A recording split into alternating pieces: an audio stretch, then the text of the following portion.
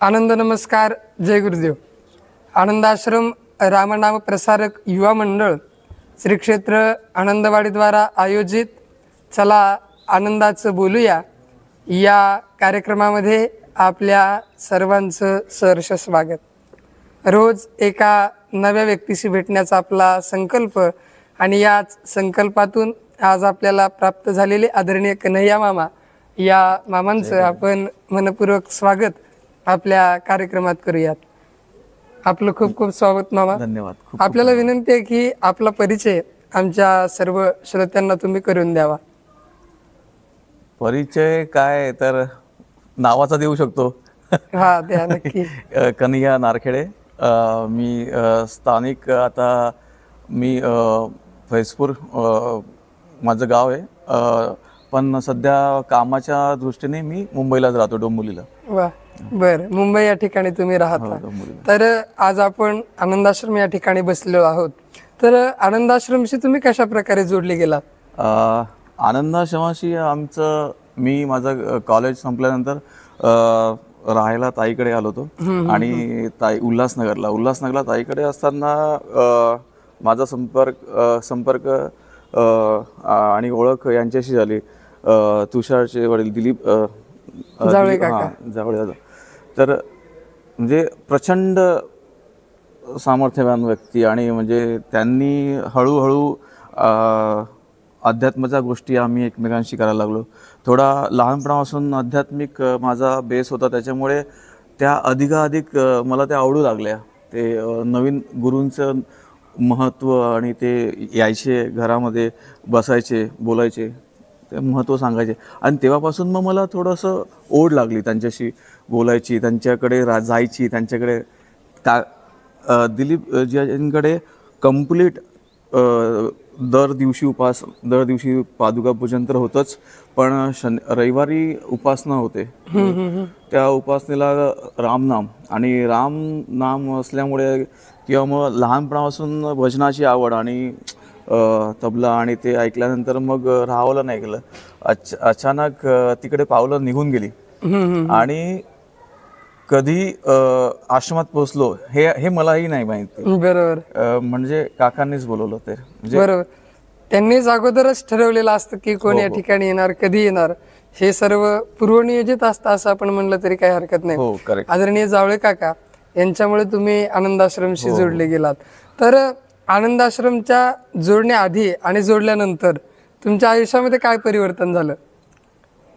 आनंदाश्रमामध्ये जोडल्यानंतर आणि जोडल्याआधी तर जोडायच्या अगोदर सुद्धा मी म्हणजे बालपणापासून तर 1992 पासून मी सत्यसाई सेवा समितीमध्ये थोडंसं इन्व्हॉल्व होतो. त्याच्यामध्ये थोडंसं म्हणजे गुरूंचा आशीर्वाद हा मी सांगतो तर माझ्याकडे लहानपणापासून म्हणजे माझी बहीण, माझी ताई, आई आणि माझं फॅमिली या पूर्ण सर्वांवरती गुरूंचा आशीर्वाद. गुरूंमुळेच आम्ही एवढे मोठे आलो आणि एका स्टेजला पोहोचलो. त्याच्या गुरूंनी आमचं बोट कधी सोडलं नाही, असं आम्हाला कधीच वाटलं नाही की गुरूंनी बोट सोडले. आणि हे गुरु गेल्यानंतर हे गुरु मिळाले म्हणजे कनेक्टिव्हिटी. हो, म्हणजे सत्यसाईंचं निधन झाल्यानंतर मग आमचं ते बालविकास बंद पडलं. तिथे आम्ही जायचं फैजपूरला, तर बालविकास बंद पडला, भजन आमचे बंद झाले. खूप मनामध्ये कुरकुर होत होती की एक आपण म्हणतो ना, एक स्पिरिच्युअल हेल्थ असते, म्हणजे जशी आपली फिजिकल हेल्थ, इमोशनल हेल्थ, तसंच एक आपली स्पिरिच्युअल हेल्थ सुद्धा असते. म्हणजे माणूस फक्त शरीराने आजारी नाही पडत, तर मनाने देखील पडतो. मनाने देखील पडला तर त्याला विचित्र तो वेडा वगैरे. तसंच आपलं स्पिरिच्युअल हेल्थ सुद्धा असते, म्हणजे आध्यात्मिक आजार. म्हणजे जेव्हा आपण खूप आध्यात्मिक असतो की आपण अगोदर खूप अध्यात्म केलेलं आहे आणि अचानक काही कारणास्तव आपण कुठे गेलो बाहेर गावी किंवा आणि तिकडे आपल्याला ते भजन करता नाही आले किंवा मग ती उपासना नाही झाली किंवा मग ते नामस्मरण नाही झालं, चुकल्यासारखं वाटतं आणि त्याच्यामुळे आपली इमोशनल हेल्थ खराब होते. बरोबर. आपली मनोमय आजार म्हणजे आपल्याला ते चालू होतात आणि मग त्याच्यामुळे मग आपण वेगळ्या. पण गुरु असे असतात ना, गुरु आपली तळमळ बघतात. गुरु थोड्या वेळासाठी आपल्याला थोडं बाजूला करतात, बरोबर. बघतात की याला काही त्रास होतोय का, आणि मग याला त्रास होत असेल ना, चल मग बोट पकड आणि चल परत. बरोबर. स्वतः तेच आपल्याला चालवायला हो हो शिकवतात. हो. आणि मी म्हणजे इकडे यायच्या अगोदर पण फैजपूरला एक काकांचा सत्संग झाला होता, फैजपूर या गावाला भुसावळच्या इकडे. हो. तर तिकडे काकांचा सत्संग होता. मग आई गेलेली त्या सत्संगला.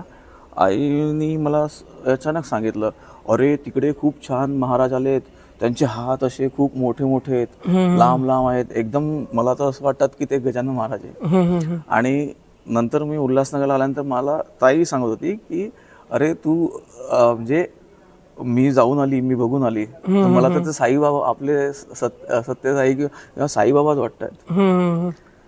मग मला ती कुतूहल जागृत झाली. म्हटलं आईने मला त्यावेळी सांगितलेलं, म्हणजे मी तर इकडे मुंबईला यायच्या अगोदर पण जेव्हा अण्णांचा सत्संग फैजपूरला या गावी झालेला खूप वर्षांपूर्वी, मला आता ऍक्च्युली एक्झॅक्ट वर्ष नाही माहिती. मग तेव्हा आई तिकडे गेलेली त्यांच्या सत्संगला.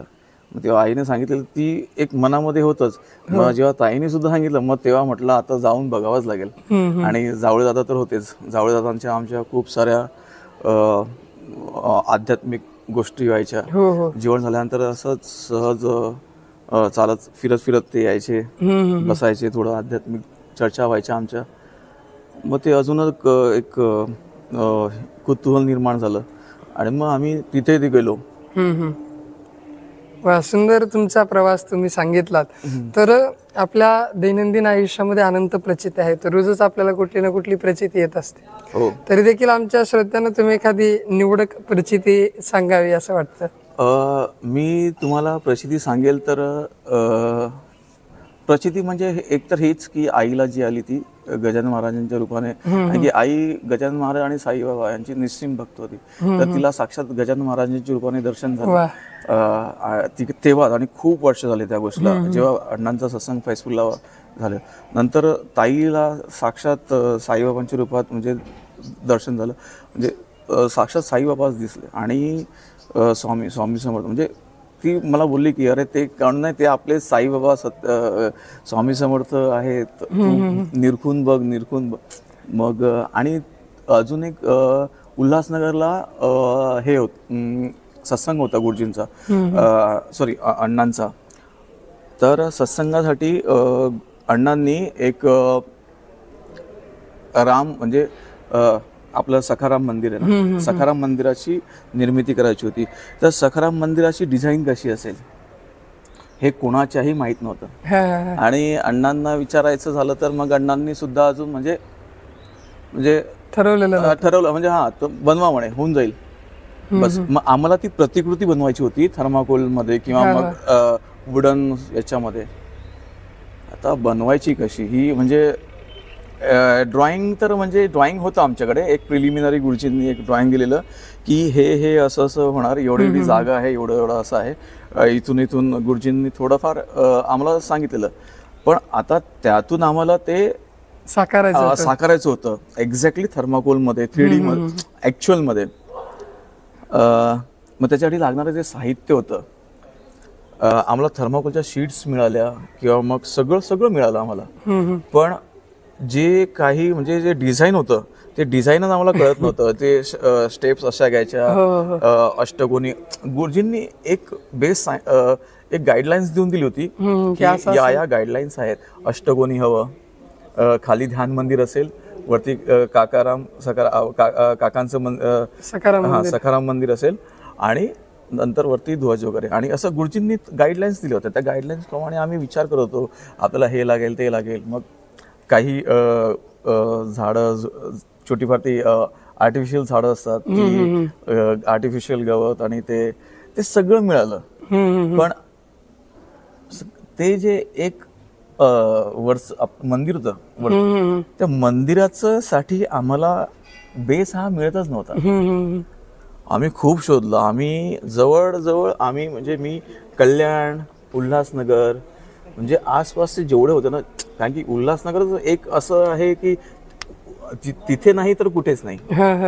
उल्हासनगर मुंबईतलं एक असं ठिकाण आहे, तिथे नाही तर कुठेच नाही. शेवटी आम्ही खूप शोधलं.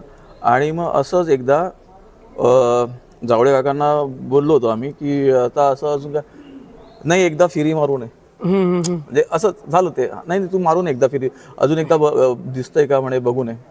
मग आम्ही जस्ट गेलो बघायला. तुषार आणि मीच होतो. तर 2-3 तिथे फक्त ते 2च होते, ठोकळेचे ठोकळे, मंदिराच्या आकारासहित याच्या सहित ते तिथे होते. यही है. तुषार पण बोला, मामा यही है, उठाव. आणि नंतर आम्ही गेलो. नंतर ते मंदिराचं हे घेतलं आणि आम्ही डिंपल म्हणून एक उल्हासनगरला आपलं काकांचे भाविक आहे, तर तिच्या हातात तर म्हणजे खरंच जादू. आम्ही फक्त सामान पोचवायचं काम करायचो, तिने ती प्रत्यक्षात ती घडवायची. तिने ते सगळं घडवलं, तिने कलरिंग हे ते सगळं, ते सगळं मंदिर बनवलं. म्हणजे आम्ही फक्त मदतीला, म्हणजे काय हवंय काय नाही, कसं करायचं काय करायचं. पण ते मंदिर जेव्हा अस्तित्वात आलं तेव्हा आम्हालाही कल्पना होती की ऍक्च्युअल हे असं असेल, स्टेप्स असो, अष्टकोन असो किंवा ते मंदिराचं. आणि जेव्हा अण्णांनी बघितलं, अण्णांनी सांगितलं हेच ते मंदिर, अण्णांनी बोलून हेच ते मंदिर.